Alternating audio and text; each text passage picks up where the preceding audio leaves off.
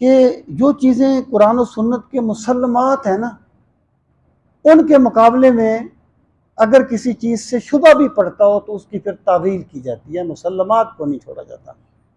ایک بات. اور دوسری بات یہ ہے کہ بعض باتیں بالکل انڈرسٹوڈ ہوتی ہیں. مطلب یہ ہے کہ جیسے میں نے شروع میں کہیں وضاحت کی تھی کہ ایک حدیث پاک میں آتا ہے کہ جس بندے نے 3 مرتبہ سورہ فاتحہ پڑھی تو اس کو قرآن مجید پورا پڑھنے کا ثواب ملے گا. اب یہ حدیث پاک ہے نا جی. اب اگر تو کوئی بندہ جو ہے وہ اپنی عقل پر ہی فیصلہ کرنا چاہے گا تو پھر ممکن ہے وہ گمراہی ہو جائے کہ جی ویسے گڑھ لی ہیں حدیثیں، یہ تو ہو نہیں سکتا. لیکن اگر اس کو اللہ نے کچھ درد کی دولت بھی دی ہے تو پھر وہ کوئی ایسی توجیہ کرے گا جس سے سب کچھ اپنی جگہ پر قائم رہے.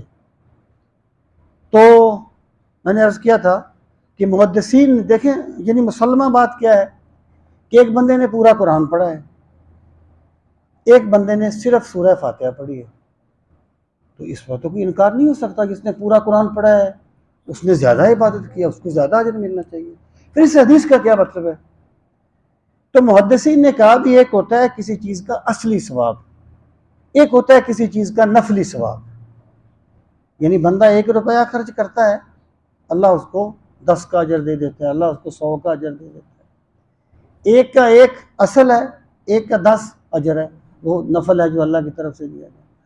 تو وہ کہتے ہیں کہ 3 مرتبہ سورہ فاتحہ پڑھنے کا جو نفلی ثواب ہے نا، وہ قرآن کے اصلی ثواب کے برابر ہوگا.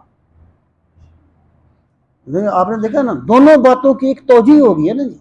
تو میں یہ عرض کرنا چاہتا ہوں کہ ایسی باتوں کی پھر توجیہ کی جاتی ہے.